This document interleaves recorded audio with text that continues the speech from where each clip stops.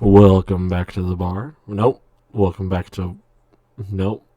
I was going to say another one. Welcome back to one more. I'm not the one that's high.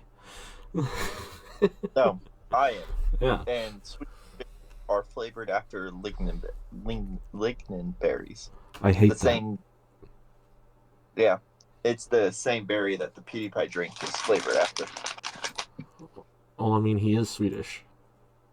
Mm-hmm. Mm-hmm. And so are the. Yeah. Oh, yeah. Yeah. How are you doing? I have one news. You have one news? Mm-hmm. What's your one news?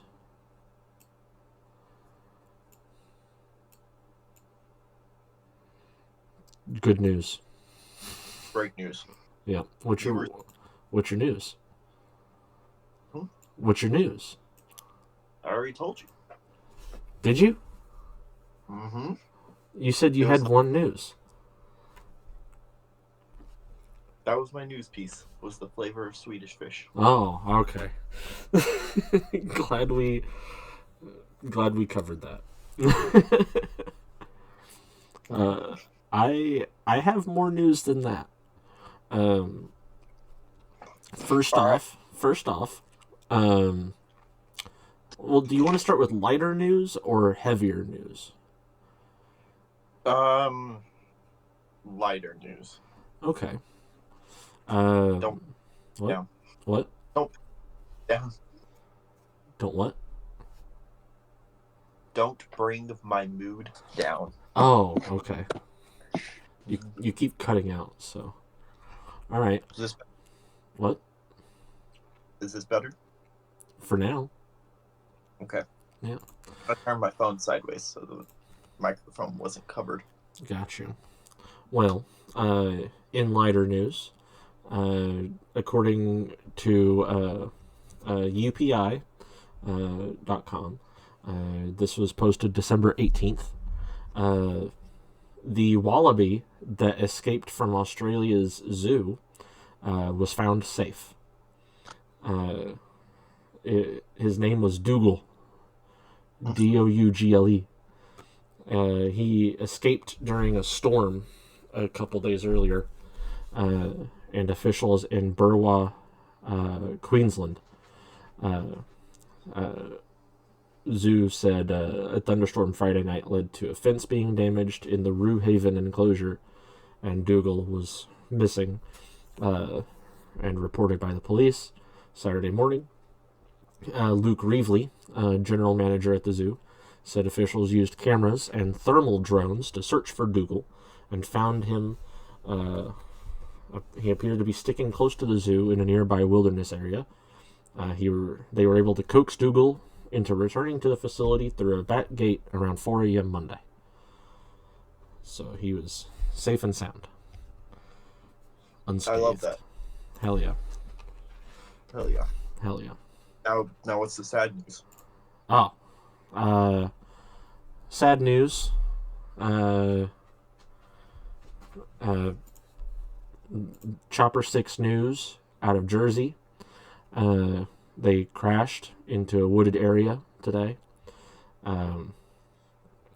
It was a pilot and photographer who passed away in the crash.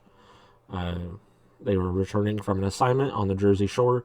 The pilot was 67-year-old Monroe Smith of Glenside, Pennsylvania, and the photographer was 45-year-old Christopher Dotrey of Orland, Pennsylvania. They have a long history with the station as part of the Action News team for years. And reporter Catherine Scott said, "Our hearts are just broken for these men, broken for their families. We cannot believe this has happened." They are described as the best guys you would ever want to know on a job for decades. They are highly skilled in what they do. They have a love for their craft. The chopper took off from Northeast Pennsylvania Airport 7:30 p.m. and the crew flew to an assignment near Galloway Township, New Jersey. And the flight tracker showed the helicopter's altitude dropping while returning to Philadelphia. Chopper 6 was airborne over Wharton State Forest before it crashed in a remote section of the woods. A helicopter from a fellow Philadelphia television station captured video of the wreckage, scattered debris with some pieces on fire or smoking. Could be seen as authorities searched with flashlights in the darkness. New York State Park Police said a debris field was located shortly after midnight, a few hundred yards from Mullica River Road, in the area of Middle Road and Quaker Bridge, Atson Road in Washington Township. The Federal Aviation Administration arrived at the crash site 3:15 a.m. Wednesday, took control of the scene, and the National Transportation Safety Board will lead the investigation. Due to the remote location of the scene and limited visibility, it was determined at the point that the investigation would be suspended until sometime after daybreak. Know that our thoughts are with the pilots, their families, and the media community.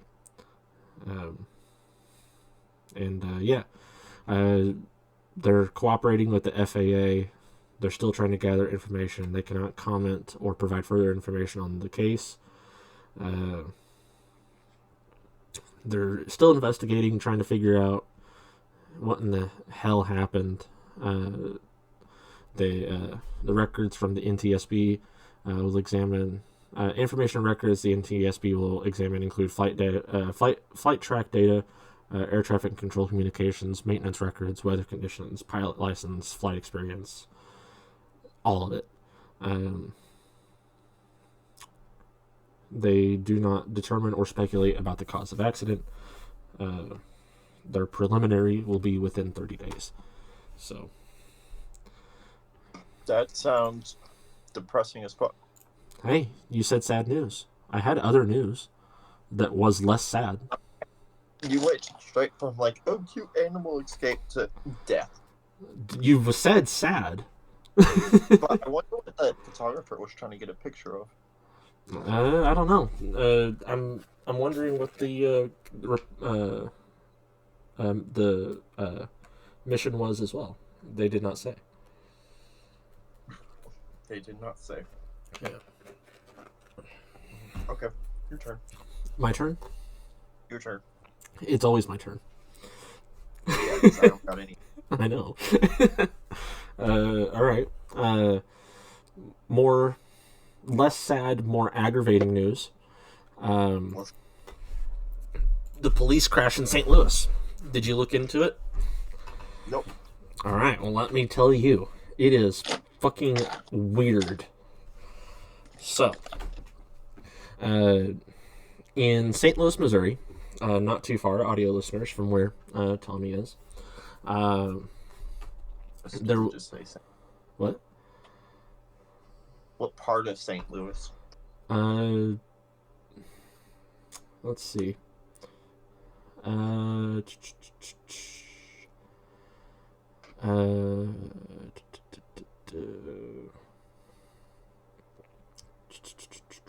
Scrolling. What? Can you hear my chewing? No. Good. So I'm eating pretzel. Let's see.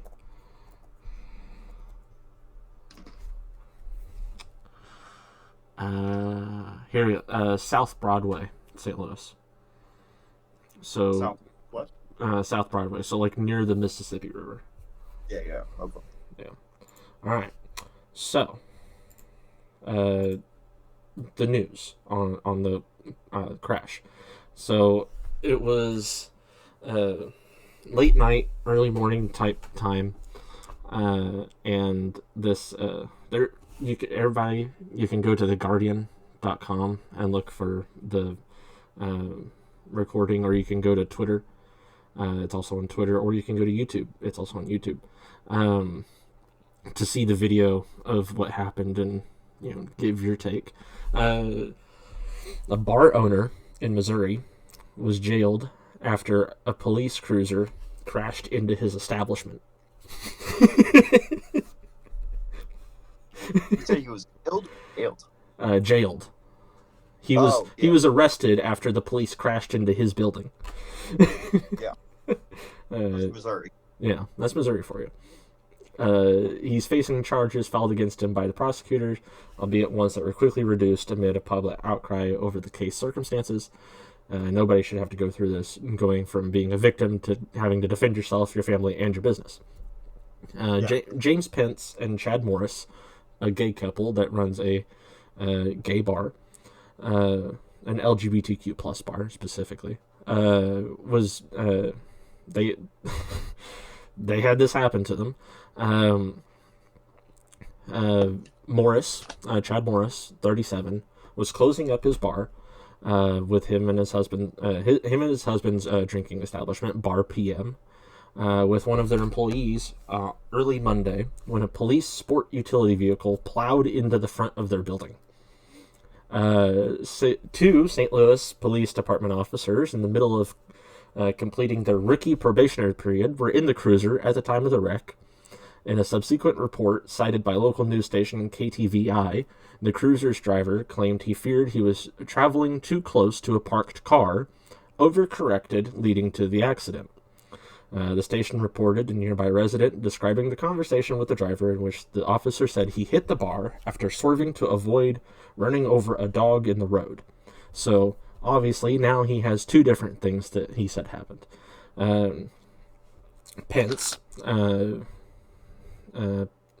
James Pence, who lives above Bar PM with Morris, said that the officer told him the same thing and apologized. However, in an interview with the local weekly Riverfront Times, Pence said the tone of the encounter changed when he wouldn't show an officer his ID, leading him to be temporarily handcuffed. Police then accused Morris of confronting an officer who arrived shortly after the crash, hurling obscenities at him and shoving him in the chest. Police alleged that they told Morris he was under arrest, prompting him to run through a gate and push a trash can back as officers ultimately arrested him. An attorney for Morris, Havad Kazeli, vehemently denied the police's version of events, saying it was the officers who did the attacking. Kazeli challenged them to release all video of the confrontation that was captured by the officers' body-worn cameras. The police post-dispatch also showed reporters parts of a bystander video that did not capture any confrontation like the one described by police. The police were clearly the aggressors here, Kazeli said at Tuesday's news conference, before releasing surveillance camera footage showing the crash. When he was arrested by police, they had beaten him and ripped his shirt off. Kazeli told the news, NBC News, "You can't have police officers terrorizing people because they're victims of a crime, and when they asked what happened, to be treated this way." Police have not publicly addressed the wreck, including discussing whether the officers were tested for the presence of drugs or alcohol in the blood, and what the agency's policy is for investigating car wrecks involving its own members. The spokesperson for St. Louis, Mayor Tashara Jones, only expressed confidence in the department's ability to investigate and hold officers accountable when there is wrongdoing found. Kazeli, meanwhile, called for an outside agency to investigate the case that ensnared Morris. The news about Morris's arrest spread. Locals have met it with an outpouring of support. Patrons backed Bar PM on Tuesday night to show support for Morris. St. Louis Post-Dispatch reported. Among them was the alderwoman who represents the municipal ward, which includes the bar. Initially, Morris was charged with third-degree assault on a special victim, which is a felony. Prosecutors amended the charges against Morris on Tuesday to fourth-degree assault and resisting arrest, each of which are misdemeanors. He spent Monday in jail but was released on Tuesday, Pence's birthday, without having to pay a bond. "I'm happy for the support and to be out on my husband's birthday," Morris said to reporters shortly after his release, "so I just want to go home." Though the case against Morris remains unsolved, his arrest occurred about 8 years after a report by the UCLA Law School's Williams Institute identified law enforcement discrimination and harassment as historically ongoing and pervasive problem for LGBTQ+ people that made it difficult for officers to effectively police in their communities. They also, on The Guardian, have a how would I put it? And it just goes on to talk about, hey, before you move on, please pay us to keep, the Guardian going. But anyway, there's other reports, or not other reports, other videos that show, like, there's a video from across the road that shows there being nothing in the fucking road, and the police car just going fucking, like, I would say like 60, 65 down, and then swerving directly into the building, and then and then all of that ensues inside. Them arresting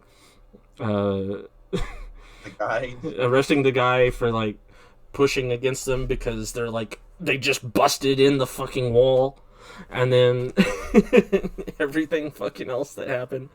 It's just insane that they were like, you know what? See, we just ran into their building. They have to fix this now. Let's arrest them. Let's see what happens. They're like, can we just get away with this? Yeah, I think, I think if we turn off these body cams, we could probably get away with it. Running from us. That's why we had to drive into his building. Yeah.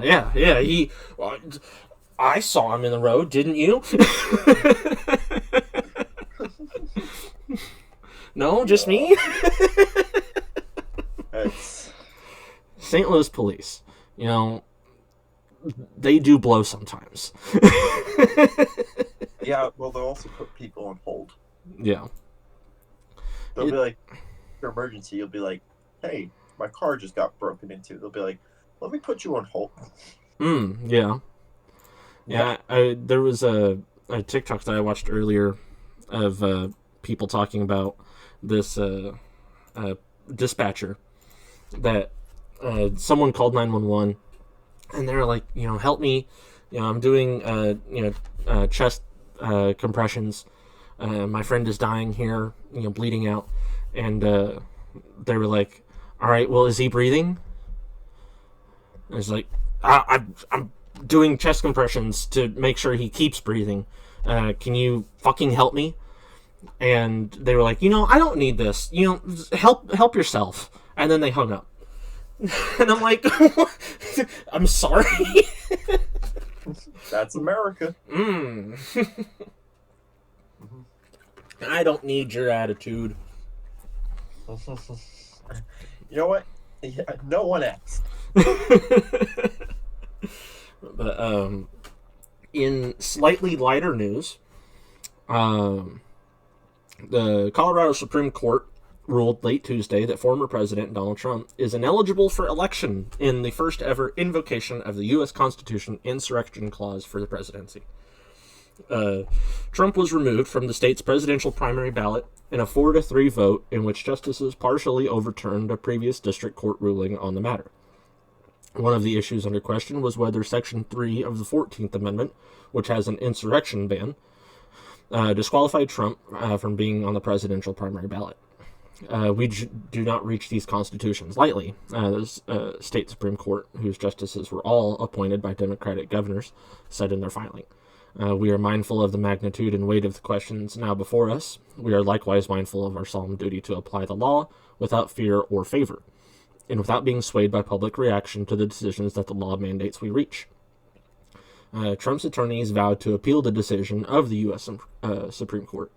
The Colorado Supreme Court issued a completely flawed decision tonight, and we will swiftly file an appeal to the United States Supreme Court in a concurrent request for a stay of this deeply undemocratic decision, Trump campaign spokesman Stephen Chung said in a statement that accused the all-Democrat-appointed Colorado Supreme Court of being part of a scheme to interfere in an election on behalf of crooked Joe Biden. Love that. The Colorado Supreme Court said that they would stay in their ruling until January 4th in case the decision goes under review by a higher court. The state begins to print names on presidential primary ballots on January 5th. Here's what we know. This is all from the Times, by the way. Why did the Supreme Court kick Trump off the ballot? In September, Colorado electors filed an initial petition to remove Trump from the Republican presidential primary ballot. The 6 voters claimed that the former president should be ineligible under the 14th Amendment because he engaged in an act of insurrection on January 6, 2021. The lawsuit made its way to the district court, which ruled that Trump did engage in an insurrection, but that the rules in the 14th Amendment did not apply to the presidency, and that therefore Trump should remain on the presidential ballot. The Colorado Supreme Court agreed that Trump engaged in an insurrection, but ruled that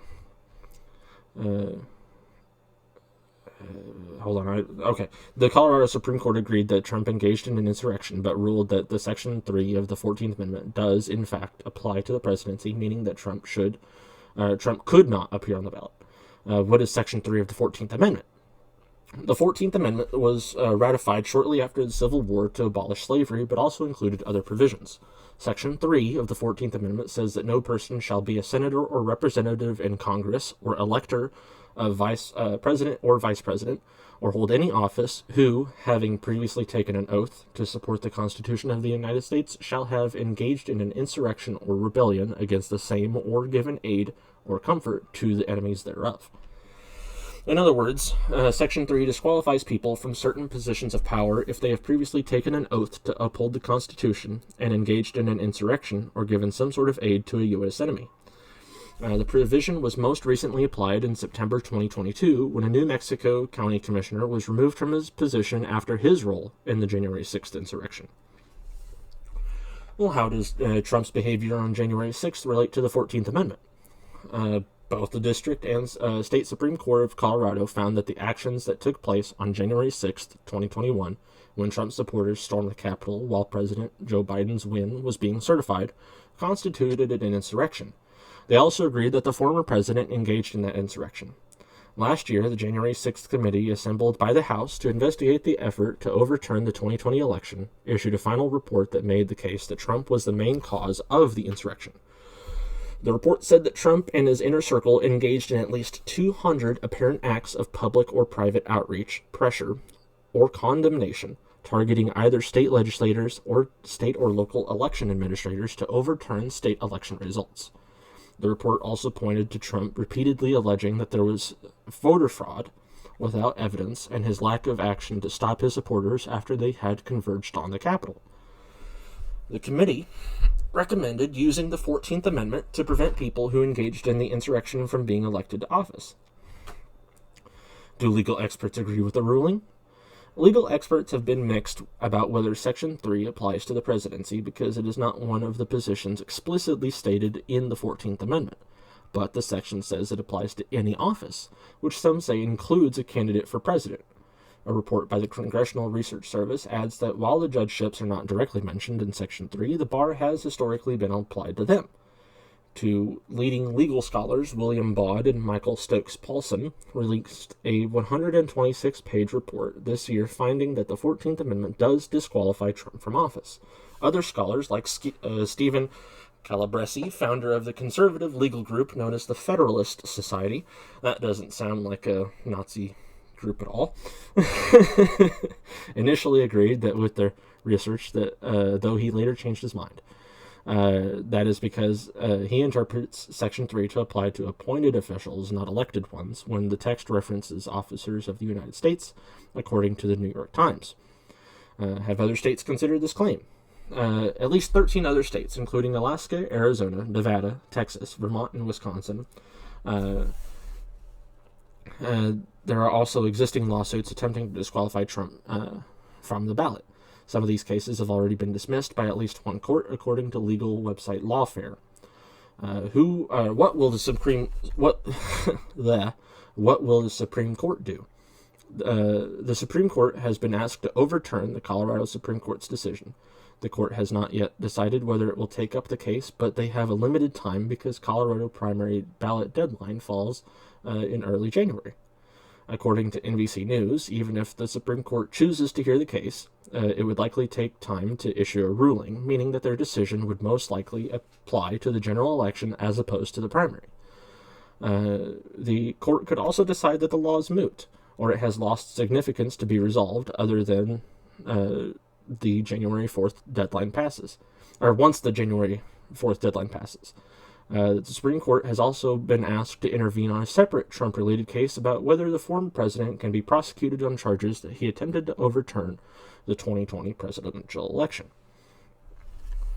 So, yeah, he's, as far as the general election, he is off the ballot for Colorado. He cannot even be voted for. Whether or not the U.S. Supreme Court decides to overturn that decision and make it to where he can be voted for is up to them.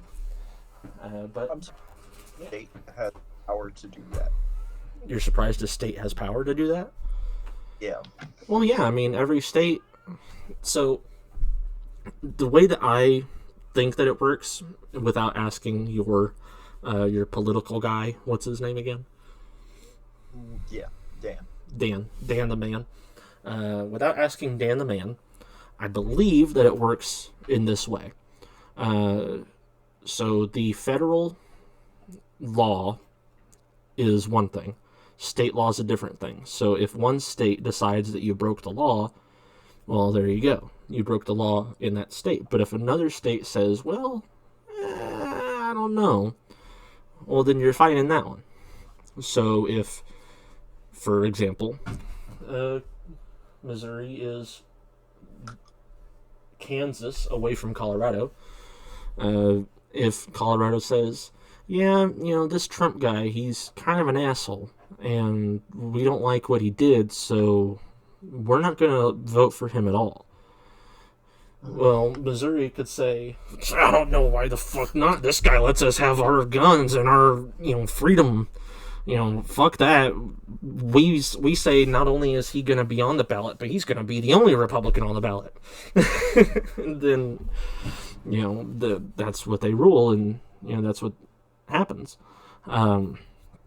Now, do I think that the loss of Colorado as a state is going to change whether or not Trump can become president? No. I don't think that Colorado has a significant enough voter registry to be that much of a swing state. But if other states, like I think it said 13 others have that thing going on. If those 13 others by January, their deadline, or whatever state's deadline is coming up, say, yeah, he's kind of an asshole. I like what Colorado's saying. Then, I think it could have a significant influence, but I don't think Colorado's a swing state, so. I think that, I think the Supreme Court or something needs to have the choice over whether you can appoint an official or not. How do you mean? Put him on a ballot is what I mean. Oh. Yeah. Well, that's what they're doing is the Colorado Supreme Court is saying, yeah, he's not on our ballot. But the U.S. Supreme Court's saying maybe. Yeah, the U.S. Supreme Court is who I'm thinking needs control over that. I don't think the U.S. Supreme Court needs more control than what they already have, because they have a lot.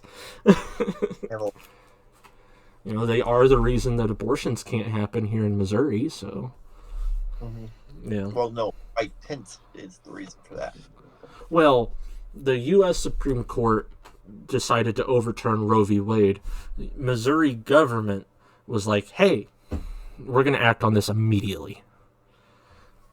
And that's why. Yeah. Without, like, a vote or anything. They're like, yeah, you can't do that no more. Yeah. So, kind of gay. But, just live on the border. Yeah, could. Mm-hmm. But, except for, isn't that like a felony in Missouri? Living on the border? No, if you are a Missouri resident and you go somewhere and get a abortion, then you come back to Missouri. I think that's illegal. Oh, apparently, Biden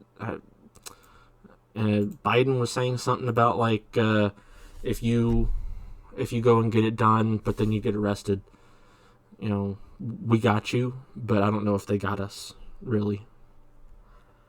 I don't think they got us. I don't think they got us. But, anyway, you want to hear some more news? Mm-hmm. All right, I got some more news for you. Be ready for this one. It's a pretty good one. What is it? There's a plague in Australia. Mm-hmm. A plague. We got a plague. Yeah. So, have you ever... What? What's new with Australia? Oh, let me tell you. Queensland, Australia. Other than having that wallaby go missing, they got this going too.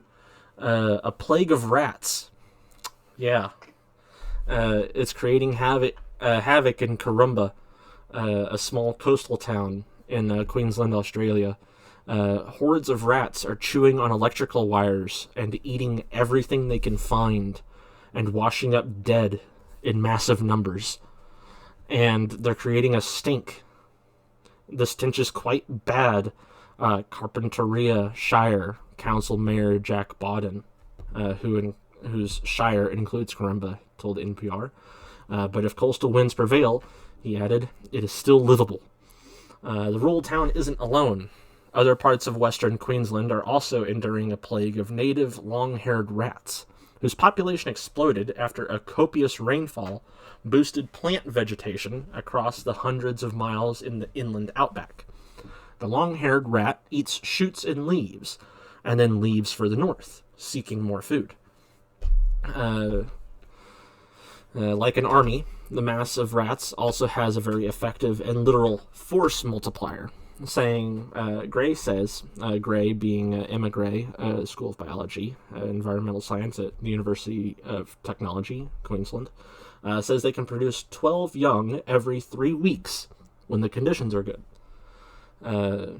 As photos and videos, which audio listeners you can find anywhere, show, thousands of rat carcasses are decaying in and around Corumba after washing up in clumps on seawalls and shorelines. It is not unusual for thousands of visitors to descend on Corumba, whose human population numbers in the hundreds. Those annual guests are gray nomads, retirees who arrive in campers and RVs drawn by the allure of scenic water views, fishing, and a laid-back atmosphere.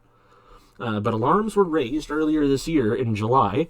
A Carpentaria official informed the Shire's council that the public has reported an increased number of rats and mice. The council considered creating a fact sheet about what the meeting minutes dubbed a rat plague. They come in waves. John Jensen told the 4BC radio station in Brisbane. They almost seem trained and organized. They're in numbers, mate, and they swim around in the rivers like little puppy dogs. Everywhere they go, the rats eat and eat. They're hangry. They swum up a long way. They've come across across land a long way, Jensen said, and they're eating anything and everything they can get their hands on.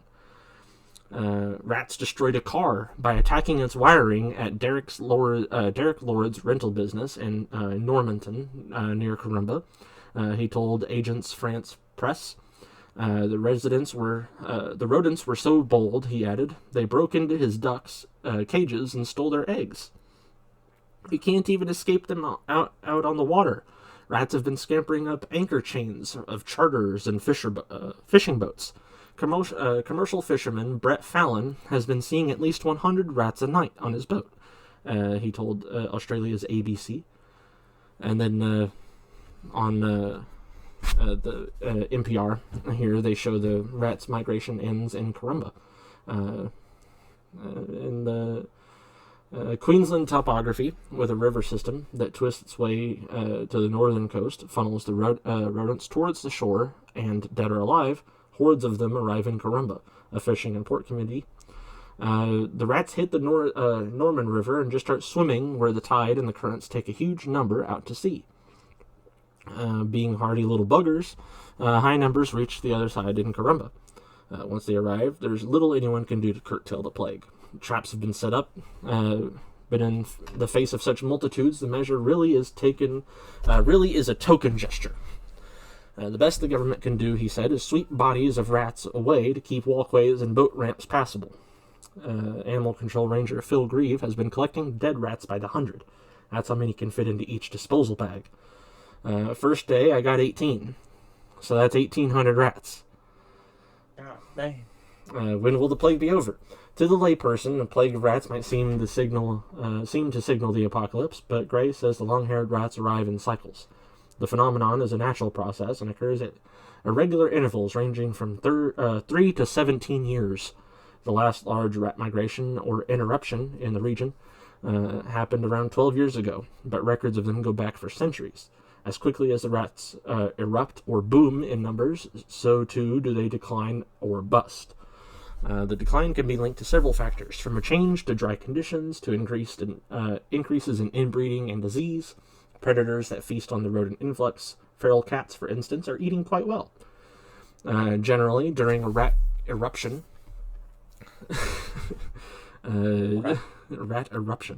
the area also sees a significant increase in the number of predatory birds, such as letter-winged kites, black-shouldered kites, and eastern barn owls. To Bauden, the mayor, the rats are a nasty quirk of nature, and nature usually cleans up its own mess. This year we have them in all their glory and can't wait for them to disappear. The long-haired rat's alternative name is plague rat, according to Queensland government website.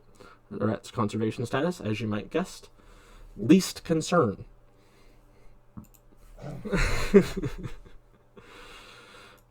Love that. Except for their big fucking issue now. Yeah. So, Australia. Missing a wallaby, found rats. Terrible. Yeah, well, yeah, that's something. I got one more piece of news. Hold on, first. All you know right. what I'm saying? What? That I only bought one can of Coca-Cola from the store. Ah, damn. How will you go on? I don't know, but it really slaps when you're high. Yeah. I wouldn't know. Even better. What is better? McDonald's Coca-Cola. Yeah. Yeah. Okay. You can't have it. No. I can brag about it. Yeah. Ooh. Or some Baja Blast, dude. Baja. Baja. That would slap. Yeah. But I am not driving, so that's a good decision. great decision. Yeah. Plus, I've had like half a bag of fucking pretzels and a whole bag of Swedish fish. Yeah. And I'm still like, ooh, more food? Yeah. Anyway, what's your last bit of news? My last bit of news. And then we start curtailing into less important shit. The judge ordered release of over 150 names mentioned in Jeffrey Epstein's lawsuit documents. So we might finally get the list of who's been to his island. What? A censored list. Yeah. Which is fucking hilarious. Oh, yeah. A federal judge has ordered the public disclosure of the identities of more than 150 people mentioned in a mountain of court documents related to the late financier Jeffrey Epstein, saying that the most of the names are already public, and that many had not objected to the release. The people whose names are disclosed, including sex abuse victims, litigation witnesses, Epstein's employees, and even some people with only a passing connection to the scandal, have until January 1st to appeal the order, signed Monday by Judge Loretta A. Preska. For several years, Preska has reviewed documents sought by the Miami Herald for a civil case filed by one of Epstein's victims that eventually was settled. Many of the records related to the lawsuit were publicly released in the past years, but on Monday, the judge made determinations about some of the portions of the records that were initially withheld on potential privacy grounds and what can be made public about certain people mentioned in the records. In many instances, she noted that individuals had given media interviews or that their names had previously emerged publicly in various ways, including at a trial 2 years ago. Epstein's associate and former girlfriend, Ghislaine Maxwell. Prescott concluded that some portions of the record should remain confidential, including those identifying people who were children when they were abused by Epstein and had tried to maintain their privacy. The Epstein case has spawned countless conspiracy theories about the possible involvement of rich and powerful people in sex trafficking. The 3 criminal cases brought by federal and state authorities, however, focused on allegations about sexual abuse by Epstein himself and Maxwell. Epstein took his own life August 2019 in a federal lockup in Manhattan as he awaited trial on sex trafficking charges. He was accused of luring numerous underage girls to his home under the guise of giving him massages and then sexually abusing them. Maxwell, 61, is serving a 20-year prison sentence after she was convicted in December 2021 of helping Epstein recruit and sexually abuse all these underage girls. So, That's insane. yeah. So we might be getting 170 more names on his list. And one name in particular that the Republicans, the conspiracy Republicans, not just general, the conspiracy Republicans are claiming is on the list, but have no proof of, is Tom Hanks. Tom Hanks.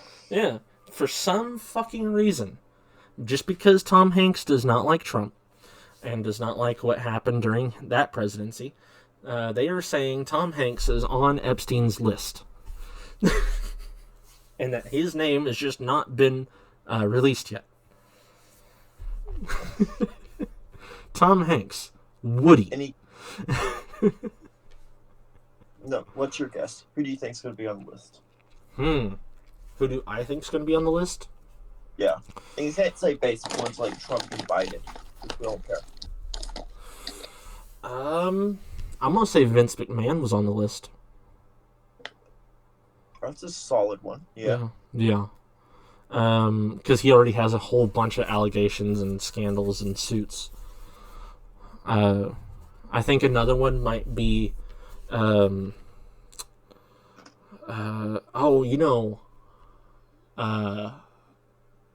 they ever tag, Ron Jeremy?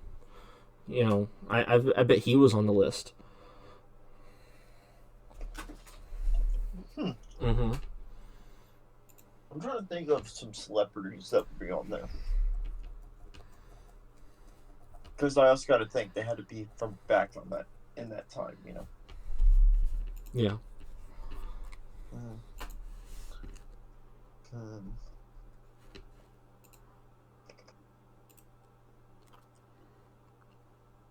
I can't think. I can only think of politicians that I could think would be on that list, like Clinton or, you know, those type of people.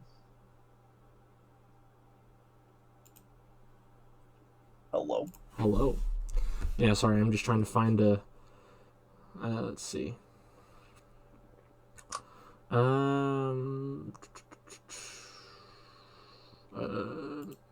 Is this it?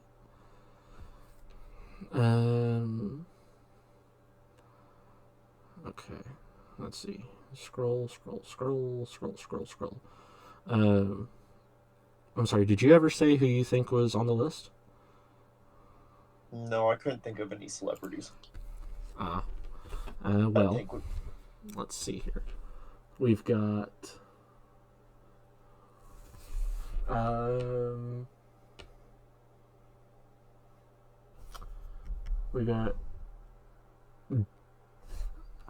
who the fuck? Mr. Martin of Nestle, Saul Levy, Del Coleman, let's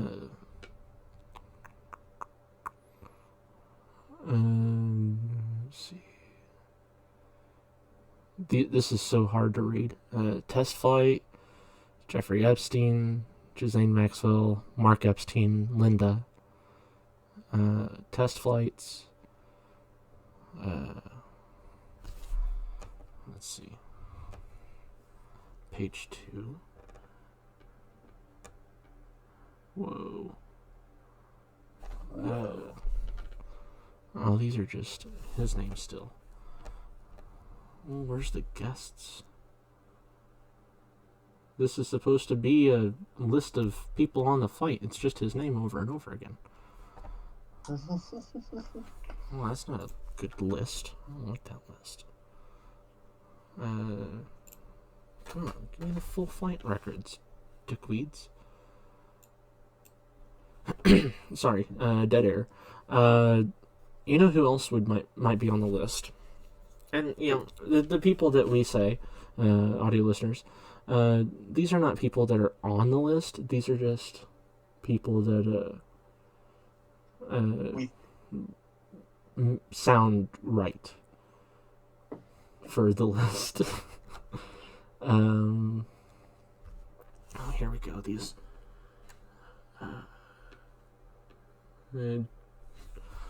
Epstein and his 2 aunts. Okay. Let's see. Next page. Let's see. Ghislaine Maxwell, Jeffrey Epstein, Christine Andren. Come on, give me a good name. Give me a good name here. Something jaw-dropping would be nice. Like, oh my goodness. Like, how could they have done this thing? Ira Zuckerman. That's not. Bob Wendy.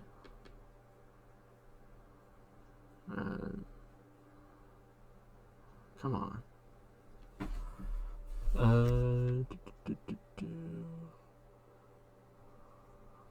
These are not. These are dry as hell. I mean, come on. Perlman. Oh. Hmm? You already said your answer. Yeah. What is yours? I don't have a celebrity answer. I just think politicians. Oh, well, I mean, yeah. That's just facts. You know,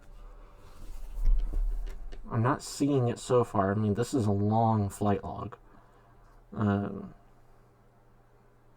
So I don't know if I'll ever find the names I'm wanting.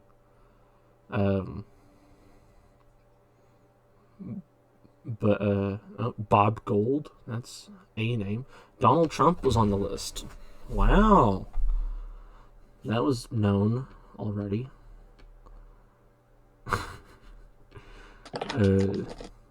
Yeah, he went to the island twice so far. Or is that what? Is this an official record? Yeah, this is 1993. I mean, that could be a return flight, actually, but he was at least there once. Yeah. I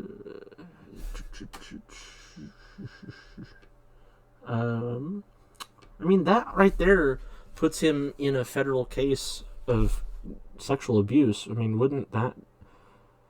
I mean, I guess it wouldn't disbar him from being a president. It just actually qualifies him more. You know, honestly. Yeah.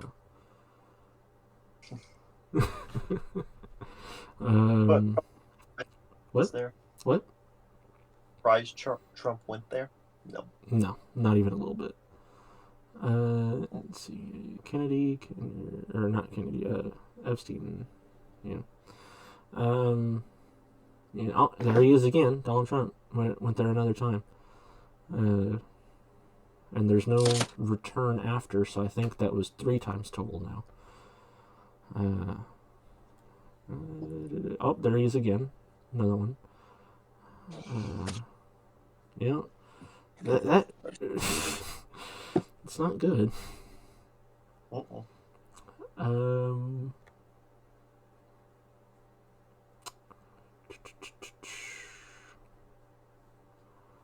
Would you be surprised if you saw oh, hey, Bobby Kennedy.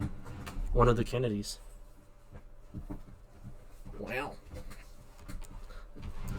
That's not good for that family. Would you? Is there any wrestlers that you'd be shocked to see on the list? Or not shocked, I should say. Oh, there he is 2 more times. Probably be Hogan or Ric Flair. You think one of those two? I think more Ric Flair. I wouldn't be surprised if he's on the list. Yeah, I was audio listeners. I was watching Royal Rumbles today, old Royal Rumbles, and I was obviously spamming the shit out of Tommy while I did it because he's the only wrestler guy that I know, and I wanted to share in the what's it called? Excitement. But I was watching an old one the first time. It was Bob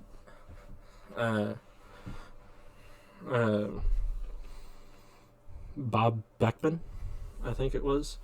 Let's see. Royal Rumble. Ric Flair v. Bob. See here.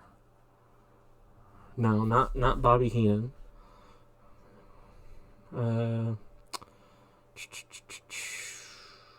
Backlund. Bob Backlund. Bob Backlund. But yeah, he was. Ric Flair back then was honestly kind of hot. My grandma loves Ric Flair. Yeah.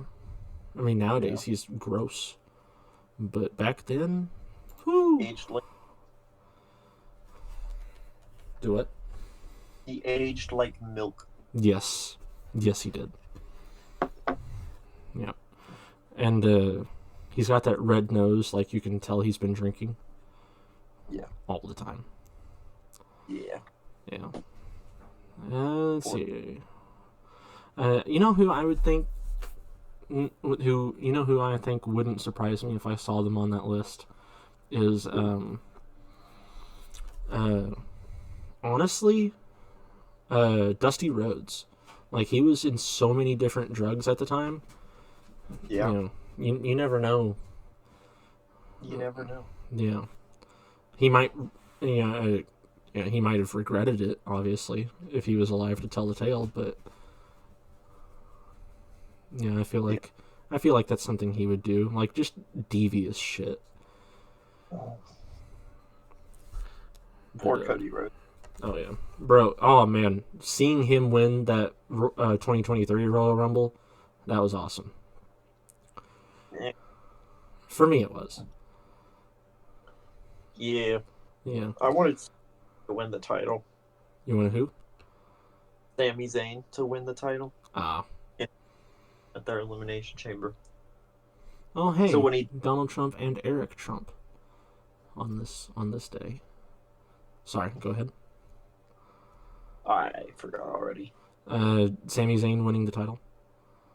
Oh, yeah. I wanted him to win during that Bloodline story he was in. And then he didn't. And then it seemed like they were just like, okay, Sammy, you're out the picture. He's back, so we're going to go with him. Poor Sammy. I watched a TikTok before getting in the studio. I stay studio, but it's just my desk. Of the Bloodline. And it was when Jay Uso was like, I don't care that he's the head of the table. I don't have to listen to what he says. Blah blah blah. And Sammy was like, he's just not feeling very oozy right now. and Roman's like, is that true, Jay? Are you not feeling oozy?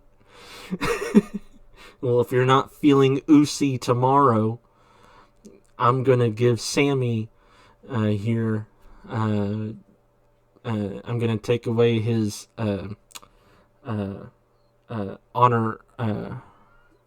Honorary, yeah, his honorary, and I'm gonna make him a full Uso. Better yet, we'll rename him, and he'll be Sammy Uso. And it's like, you could see they were trying so fucking hard not to just completely break character when Sammy was like, he's just not feeling oozy. Because that's not how that word works. Yeah. but I mean, hey. And then his face lighting up so bright like a child receiving a PlayStation for Christmas when he was told, we may even name him Uso. He may just be part of the bloodline for real. And he's like, oh, my wishes, they're coming true. Fucking adorable. Adorable. Yeah. But I just, oh man, it was so cool just watching that stuff, and it made me want to actually start reading and following the Bloodline story. But at the same time, it's like, in the comment section, I was trying to figure out, because I don't know what happened after that moment. I don't know if he actually did get renamed, or if Jimmy is part of the Bloodline still, or whatever. So I looked in the comment section to find an answer, and I didn't find an answer. I found a whole bunch of people saying that they also think that Sammy was adorable for the way he reacted to being called a full Uso, possibly. But a lot of them were like, and then we didn't see Roman Reigns except for another 4 times. And, where's Roman? And, all this shit. I'm like, damn, is he like going on his John Cena arc where he just like shows up when he gets paid the big bucks, and then other than that, he's just not there? He's part-time WWE. Oh, is he?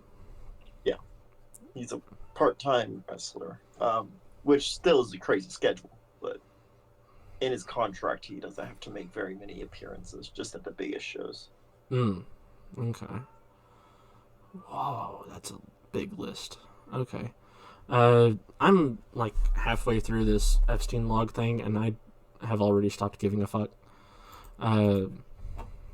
Which sounds awful because it's a sex abuse, litigation thing, but there's so many names. And I don't care. I think I saw when I was reading the article that it was connected to, I think that said Bill Clinton was on it. That didn't shock me. But what did shock me is I was on TikTok, where I get most of my news. Trust TikTok, it gives you good news. The Big Show is back. He's on AEW. I told you that before. I don't remember. I definitely do. Bro, his leg is fucked. For those who don't know, Paul Wright, aka Big Show, he had a hip surgery, and then it got infected, and then I think he had like 4 more, maybe 5 more hip surgeries after that to fix it, and now he walks with one leg permanently in italics, just bent in, fucked up. He walks a lot like the great Khali did at this point. And it is not a good look. And people are calling AEW a retirement home now because fucking Chris Jericho's on there, I think. And Paul Wright's there, and it's where all the people that we loved watching go to continue their career, even though everyone said stop. Pretty much. Yeah, like one of the people that were commenting under it, because I love reading comments. I think it's so fucking funny. Um,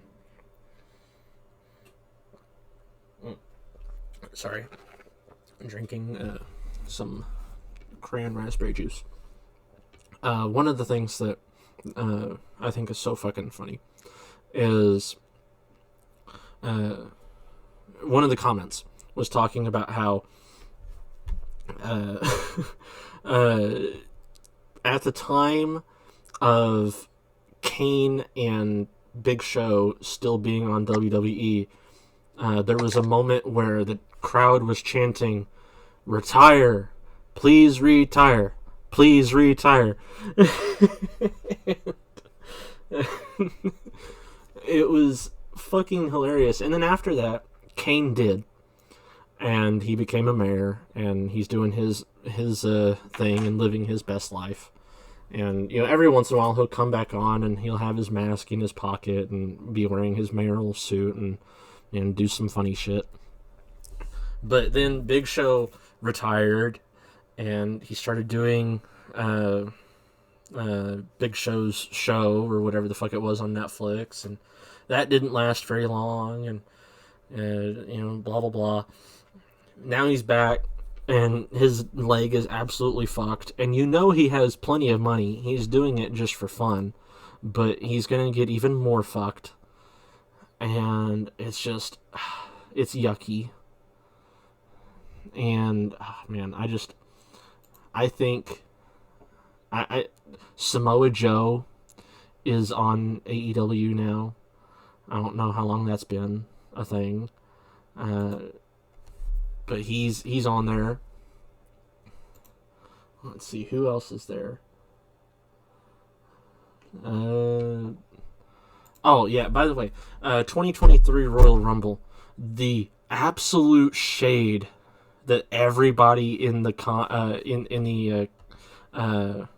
commentary desks were fucking throwing at Dominic Mysterio. Hilarious. Absolutely hilarious. Also, why did Ray never come out? I think he got injured at a live show or something before the event. Oh, okay. Well, that was interesting. Dominic's character. Or it was just to build Dominic's character. Oh, it might have been, yeah. Because he had the mask. Yeah. Let's see. Who's on their roster these days? I don't know any of you. I don't know any of you. I don't know any of you.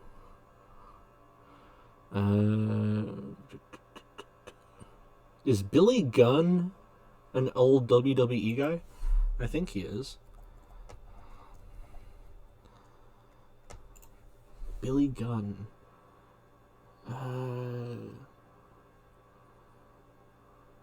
Yeah, he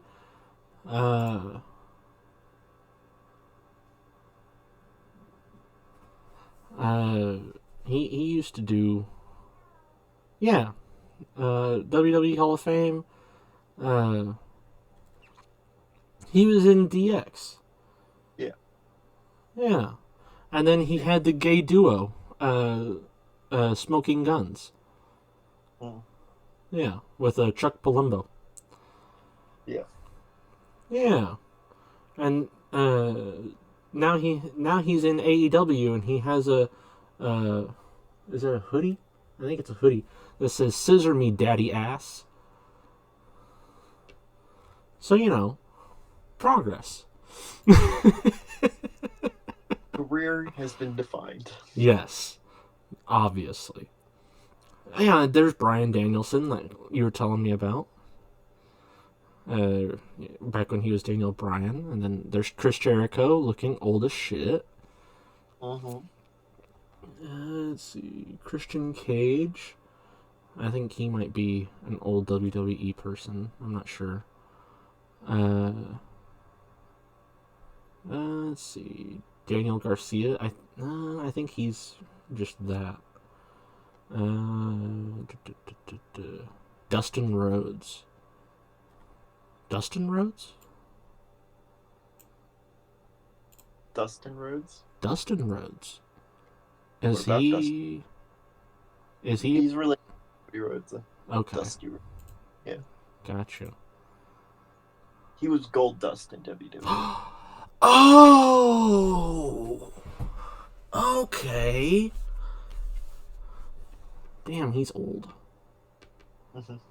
Let's see. Who else is here? Oh, Jeff Hardy. Yeah. Jeff Hardy's career is not so good now. I don't imagine. Are they using him properly, or do you know anything about AEW? I think he's really just signed for the merchandise now. Okay. But yeah. Jeff Jarrett. He's old WWE, I think. Yeah, he was. Yeah. Let's see. Who are you from? What do I remember you as?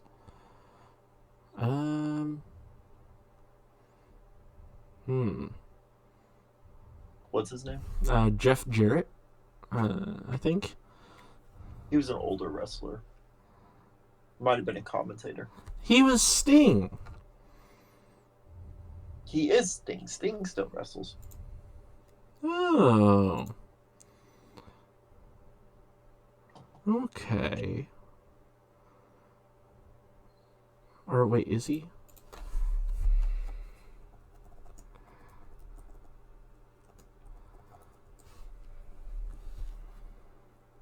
No, they're different people. Never mind. Yeah. I almost had him. No, they fought each other one time. So who the fuck is he? Jeff Jarrett. Oh, he was just Jeff Jarrett. That's all he's ever been, is Jeff Jarrett. Okay. But he was back in the time of Sting, during Sting's prime, so that's what I know him from. Because I know Sting. Back. Hmm? Know who else was back from that same time? Shawn Michaels? Nope. Oh. What? Ric Flair. Oh. Okay. Yeah. Matt Hardy's here too. Yeah, Matt Hardy still wrestles. Yeah. Malachi Black. That's where they went.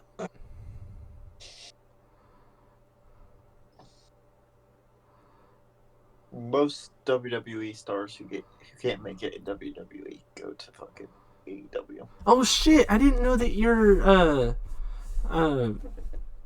wrestling career had taken off, Tommy. Oh yeah. Yeah. Yeah. When Mr. Brody Lee Jr. Don't know, but yeah, yeah. Look him totally up. Me. No, my phone's a closet from. Yeah, remember I'm high here. Ah, yeah. Yeah. Yeah. There's Paul. There's Paul White. Right. Whatever. Edge is there. Adam Copeland. Oh, okay. Let's see. Prince Nana. Yeah. There's Samoa Joe. Mm-hmm. Wow. Oh, there's Sting. There he is.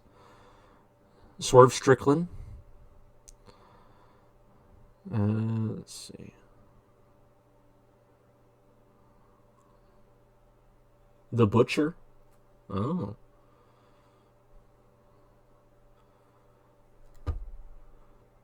Is there any females that I would know? Is Julia Hart part of the Hart family? Probably. Okay. I don't think Kiera Hogan is part of the Hulk Hogan family. I doubt it, but you never know. I know she's black, and Hulk Hogan has made his opinion known. Yeah, that's a valid point. Yeah. Let's see. Oh, Ruby Soho left WWE and went to AEW back when she was Ruby Riott. Yeah, yeah. Damn, why'd she leave? I don't know. Is it maybe it's a money thing? Or a Vince McMahon thing. Yeah, there's that too. Huh. Okay. And then I don't know. Oh, Mark Henry's part of the broadcast team there. Taz! Taz is there. Yeah. Cool. Man, I wish he would come back. God, he's so cool. He's always looking so grumpy. I love him. Yeah. Damn, that sucks that Ruby Riott left WWE, though. Yeah. Let's see.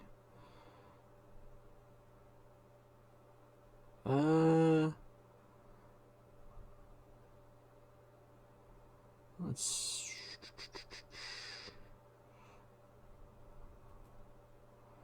Okay. Anyway, so there's that. I was wanting to talk about Big Show going to AEW, although you already told me apparently. Let's see. Okay, we'll finish it off with this. I wanted to have a mindless, pointless debate with you. Okay. Yeah. With, what? With me being high. Yes. Okay. I think it'd be funny as hell. Let's hear the debate. All right. So, let me find a topic.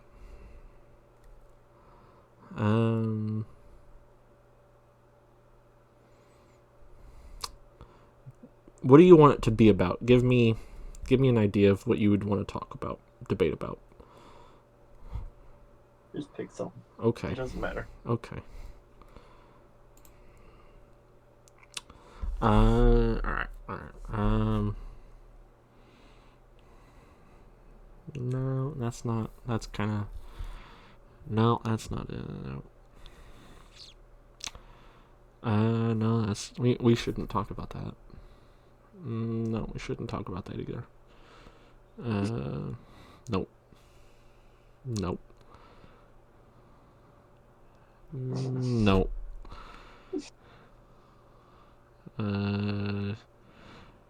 Nope. Nope. You don't have my attention span for that long. Come on.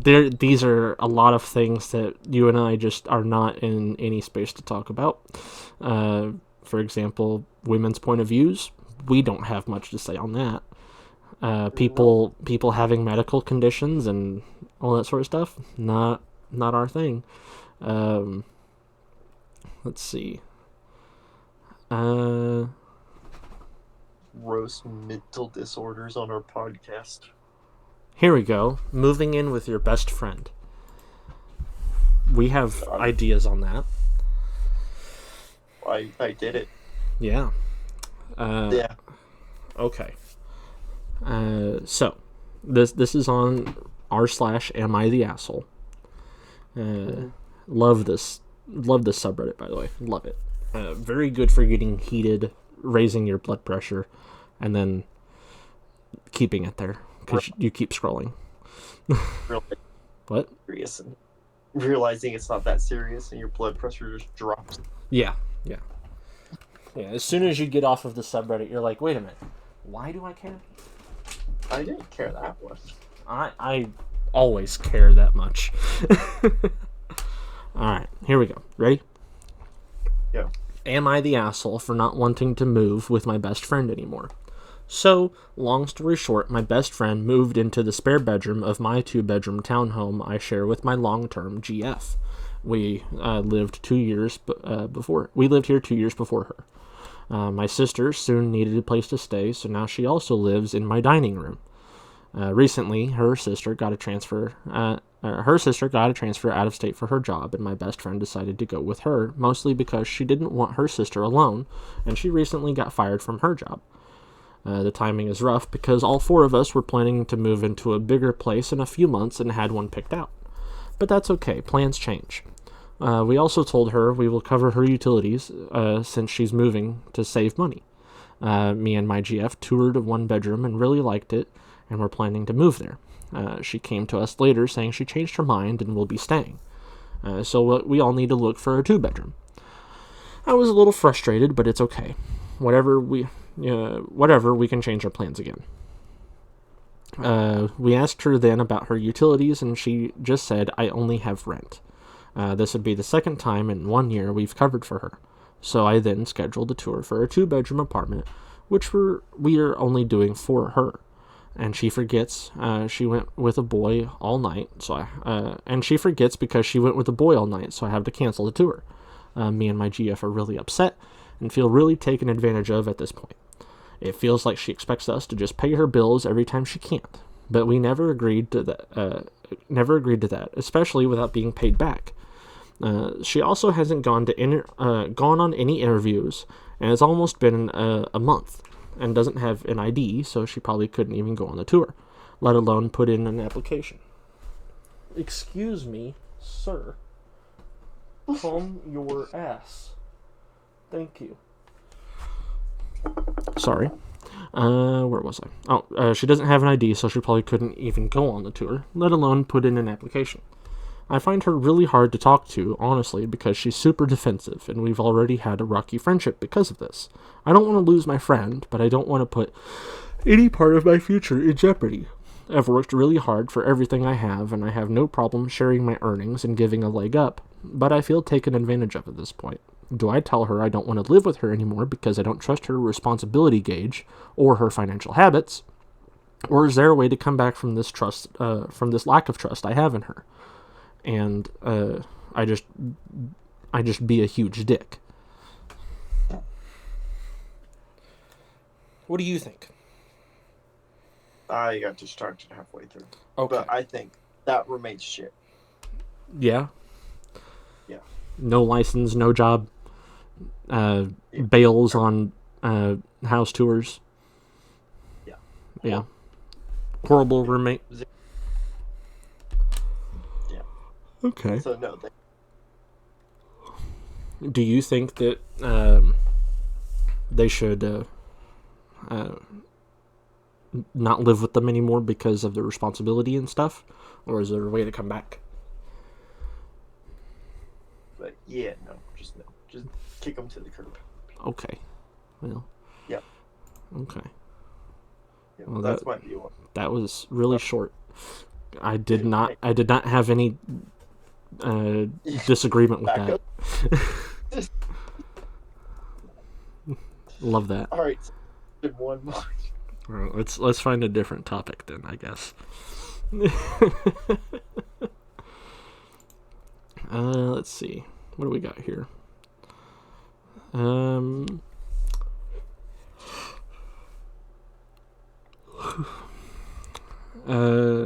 Nope. Nope. Nope. Nope.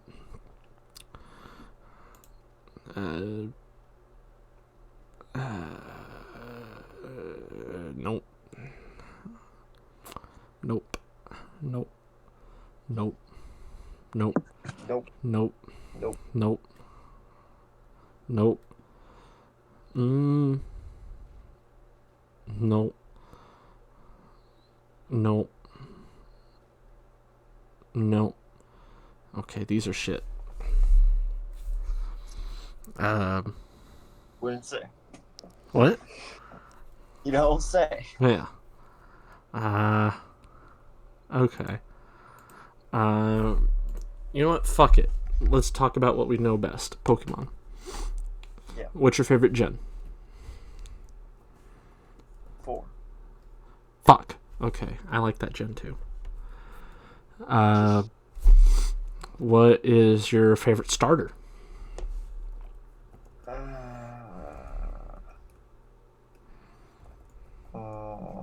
I don't really have a favorite starter.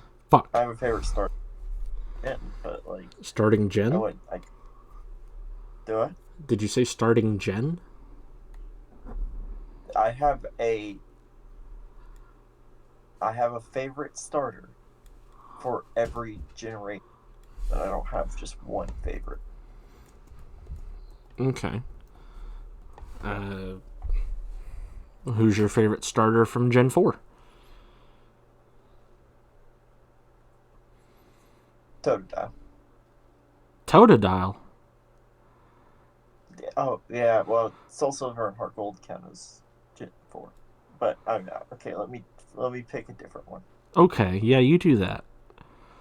Yeah, I told you. I'm high. Give me a minute.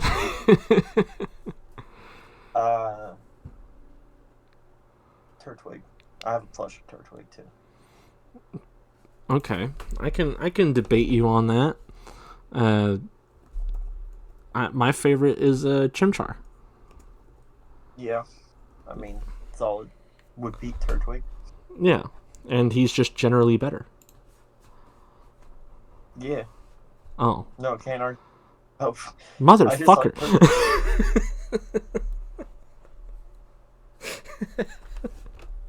This is supposed to be a debate, damn it. Not an agreement.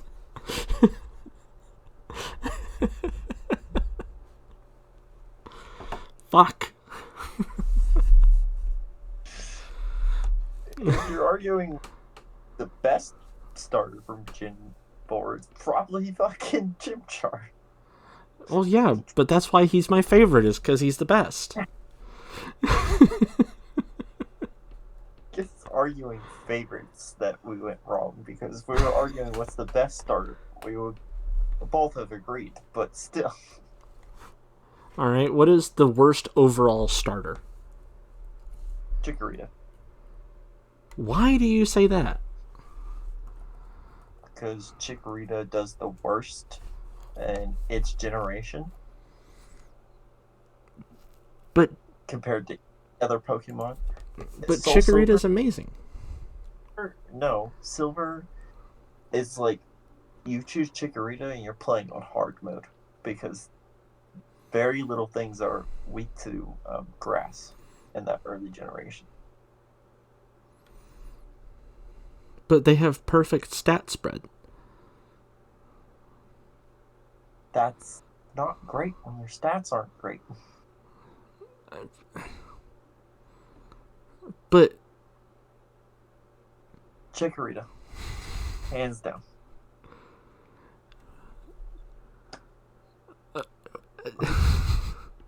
Or the worst. What? Who do you think's the worst? Of the starters? Yeah.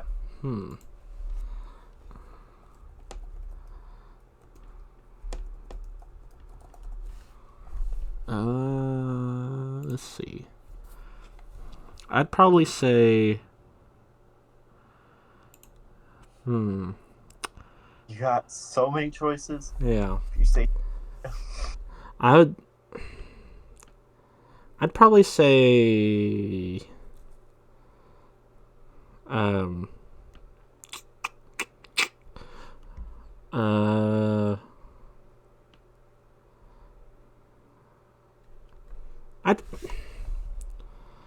I haven't played Sun and Moon, so I can't talk about the Owlet, Litten, Celio pup thing. I can't talk about them. I don't know anything. Of the ones I've played, I'd probably say that Oshawott is the absolute waste of space. I think Oshawott. Yes. Chikorita is the absolute waste of space. No, Chikorita is amazing. No, Yeah. no, they're not. Chikorita is adorable. Chikorita has, like I said, leveled stats. Has a really good defensive type move builder built in. Yeah, but not high defense. It has Overgrow. Starting off, it has Overgrow, and then it has Leaf Guard. So, there's that. Yeah, Turtwig has that and defense.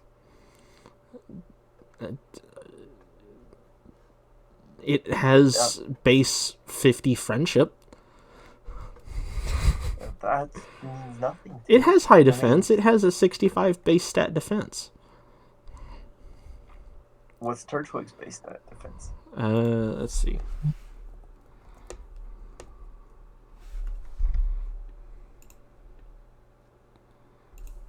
Here we go. Let's see. Pokemon. See, Turtwig does not have Leaf Guard. He has Shell Armor. Yeah. But they both do have Overgrow. Let's see.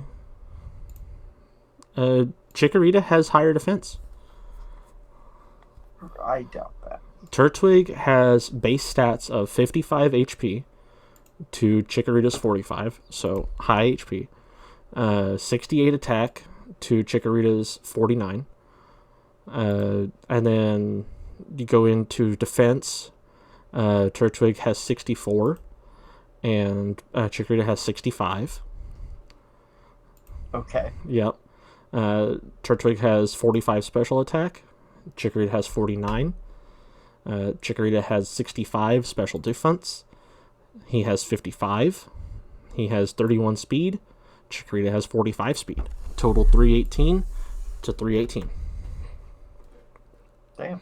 Yeah. The more you know. Mm-hmm. Bitch. Mm-hmm. But Turtwig's stats are better used for how Turtwig is. That's just because you played Turtwig a certain way, but you need to play Chikorita differently. I've played Chikorita twice. One was when I was a kid, so it doesn't really count. No, it does not count. When I was adult, was doing. And yeah, I found multiple parts of the game way more difficult with Chikorita. That's not Chikorita's fault. Tower. Yeah, it is. No. No. Fucking Feraligatr, or not Feraligatr, Totodile does better in the fucking Bellsprout Tower. Well, than Chikorita. you can dominate Bellsprout Tower with any of the starters. I did. It takes a while with Chikorita. Nah. Just gotta use the right moves. You gotta get a Pidgey, and Pidgey will take care of it. I mean, you get a Pidgey and you can mollywop the whole damn game. I literally have beaten that game with my starter, Weeping Bell, or no, it was a Victory Bell. So I had Feraligatr, Victory Bell, and a Pidgey, and I beat the whole game. Bro, Chikorita's level up moves are actually, they're better than Turtwig's. Wow. Turtwig does not learn a good grass type attack until level 13. Chikorita learns it at level 6. And the move is Razor Leaf on both. Yeah. Bitch ass Turtwig. Turtwig get absorbed pretty quick? He gets absorbed at 9. It's not great. No, but absorbs I would consider a good grasp. Bro, he learns Tackle at 1, obviously, and then Withdraw, and then Absorb, Razor Leaf, Curse, Bite, Mega Drain, Leech Seed, Synthesis, Crunch, Giga Drain, Leaf Storm. Chikorita is Growl, Tackle, so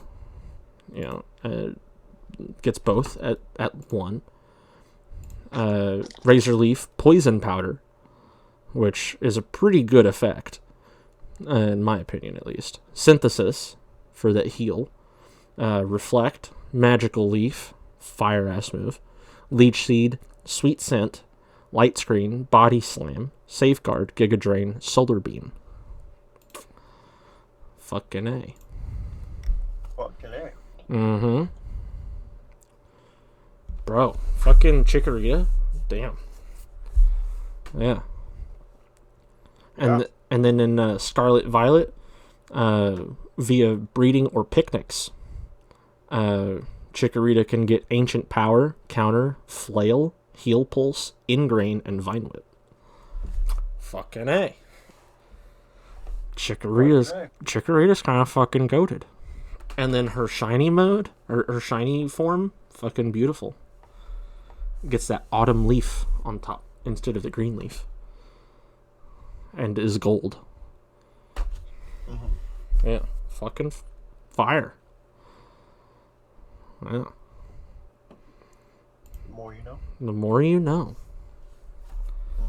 Mm-hmm. So, fucking Chikorita slept on. No.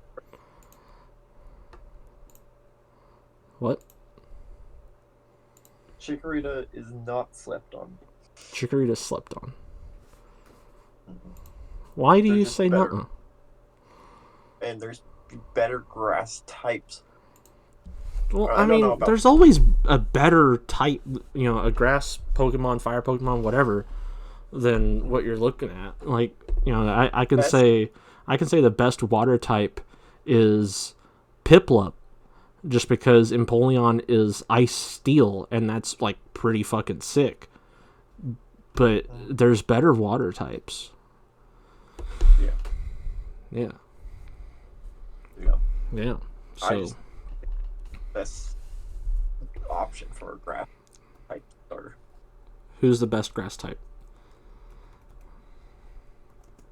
Or the best starter in general, but the best grass type starter would have to probably be the Sun and Moon one, because it's ghosting grass. That's kind of cool. The owl thing? Owlet? Owlin? Yeah. Yeah. One of those? Yeah. Something like that. Rufflet, I think, maybe? Rufflet. Rufflet, I think. Yeah. That sounds right. Rufflet? No.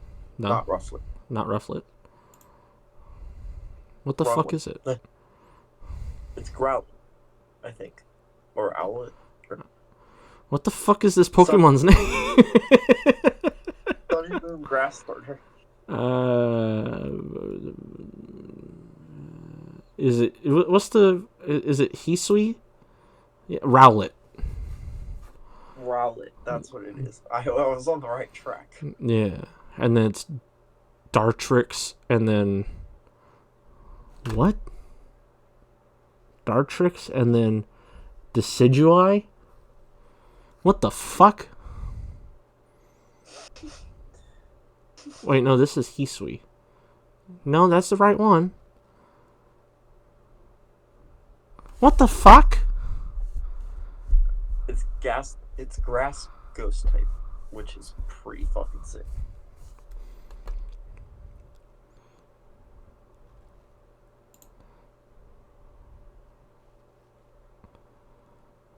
What the hell? What the fuck kind of names are these? Sun and Moon names. I guess. Damn. Bro, I need to get me a fucking 3DS or something so that I can play Sun and Moon and figure out what the hype is. There's no hype. I want to see it. I want to figure out why the fuck they could have gone so many different ways, and they decided that the final evolution of Rowlet is going to be Decidueye. Yes, the owl, Decidueye. Yeah. The Arrow Quill Pokemon. Oh. And the middle one is dart tricks. What the fuck? Okay. What? I don't understand these damn names. Rowlet. Decidueye. Dartrix. Okay. Anyway. You think that one's the best grass type starter, huh? Probably. Because it's a ghost as well. Yes.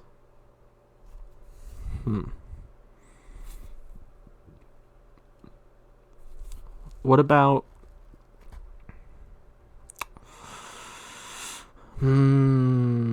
What's a good one?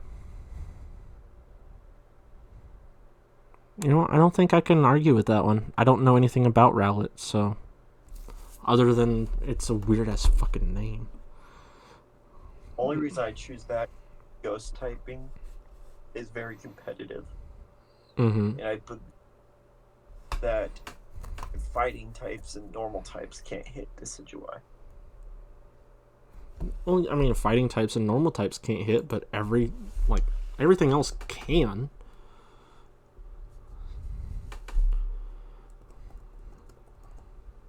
What? What? What? Everything else can. Everything else can. Yeah. Yeah. But you still have all your grass resistance, too. Yeah. And fighting type's the big one there, because fighting type doesn't affect it. Then that's really good competitively, because fighting type moves are very competitive. Mm-hmm. Yeah. Okay.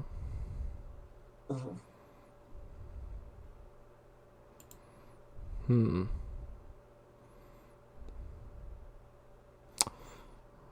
Plus, you can't get hyper beamed probably, so that's nice.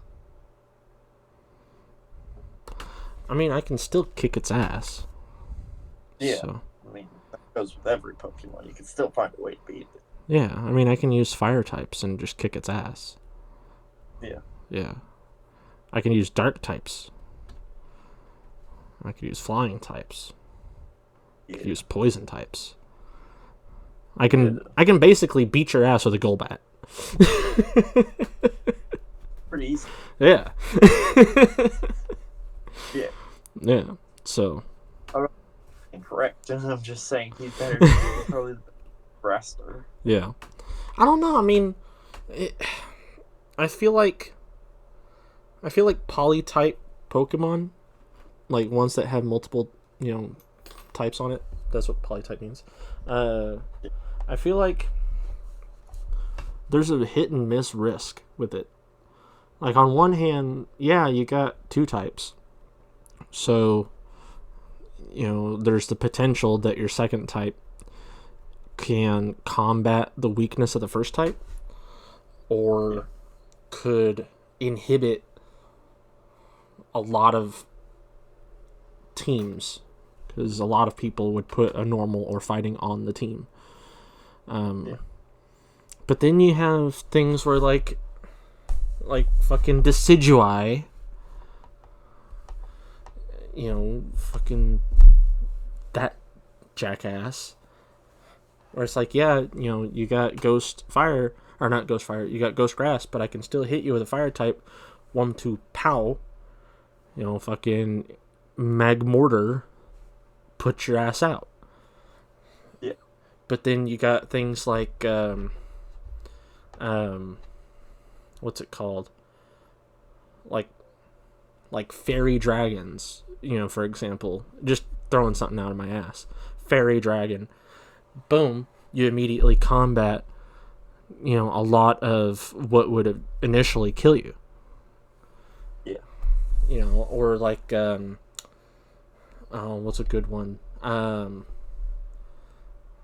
Like, water electric.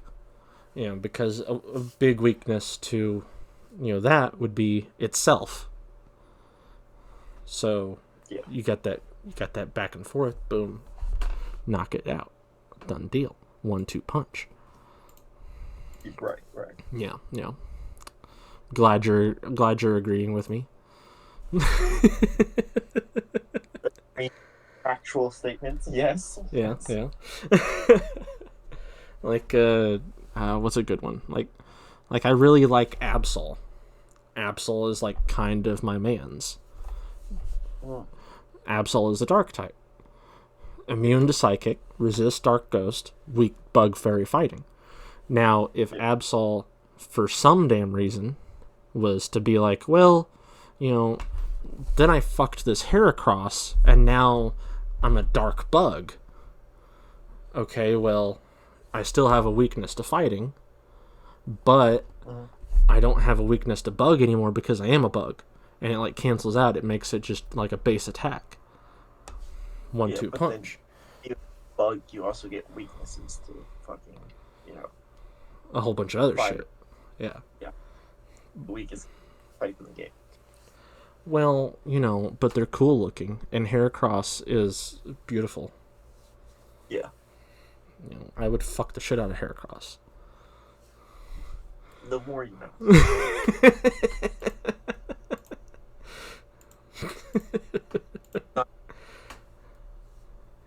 But like if Absol was a dark fairy, that could be cool. Or if Absol was a dark fighting, that could be cool. You know what I mean? So like, yeah. Beautiful. I'm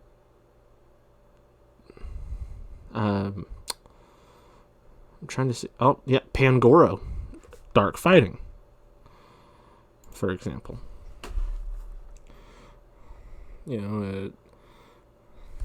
Immune to psychic, strongly resist dark type because they are a dark type, resist ghost rock, weak to fight flying. So like, fighting types, they've always been weak to fighting types, and dark types also weak to dark fighting types. Flying types, now an issue. Very weak to fairy types. Like, it leaves you open, but for what? One thing that most of us old Pokemon players don't really enjoy, which is fairy types. We don't want one on our team. So, like, you got stuff like that going for you. I recently, on Pokemon Go, caught a Jangmo-o, which is apparently a dragon that turns into Hakamo-o and then Komo-o, which is a dragon fighting type that I've never seen before, ever. It's a pseudo legend, like it's a pseudo legend. Tyranitar. And... Oh, okay. Yeah, so like Dragonite. Yeah. Yeah. It's in that category. That's a whole conspiracy within the Pokemon universe. What? If you were wondering if it's good, it's very good. Oh, I know it's good. It's a dragon fighting type. It resists bug, dark, electric, fire, grass, rock, water, weak to dragon, flying, ice, psychic, very weak to fairy, but fuck it. Fuck it. Yeah. I love how the females have a heart scale on their head. Yeah, that's pretty cool too. But going back to Dragonite, that's a conspiracy in the Pokemon world that we never got to witness. Dragonite. Yeah. Ash met in the very beginning, in I believe the Pokemon movie, met a Dragonite that was, 100 feet tall or some shit. Fucking massive. Yeah. And then we never saw it again. Yeah. What the fuck happened? Don't know. We never get to see it again. I want to see it again. I want Ash to come back for a little bit, see the giant fucking Dragonite, be like, hey, you there. I met you once. Fight me. Yeah. Yeah. But, we're not going to talk.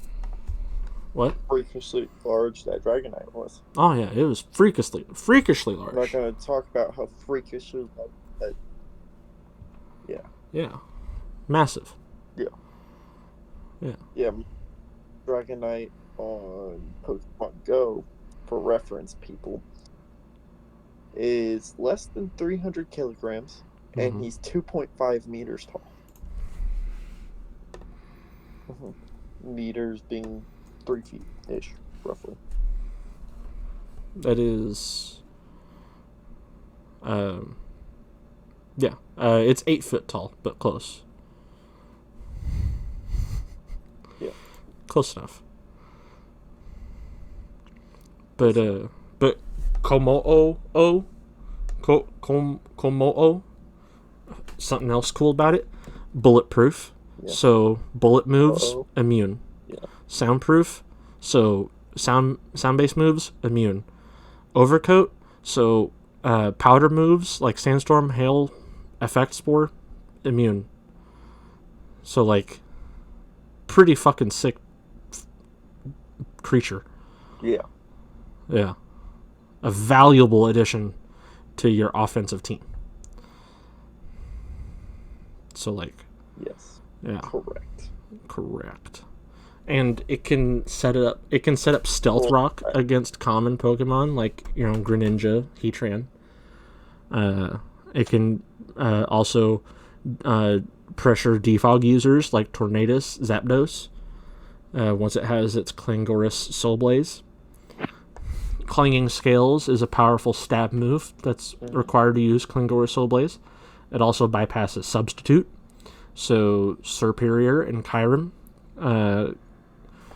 can't attempt to take advantage of Komo'o.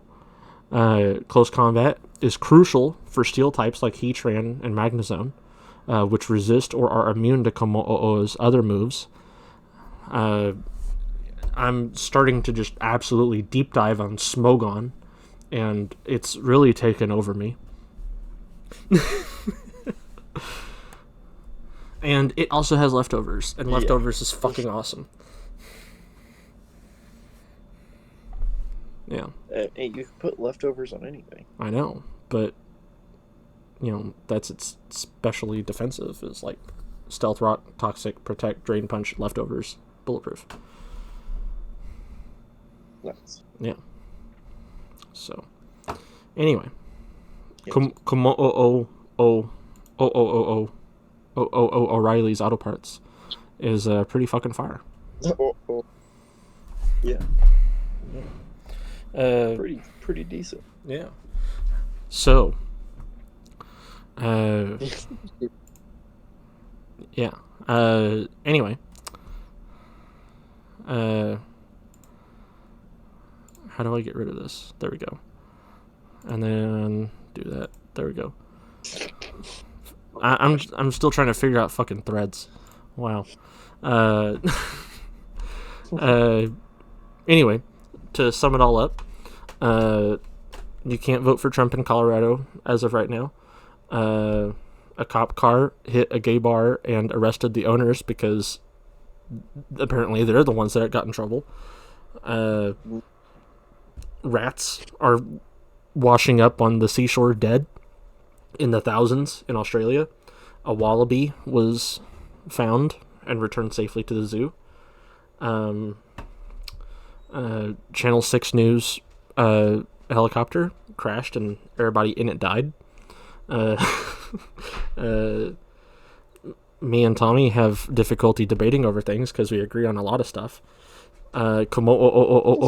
O'Reilly is pretty fucking great.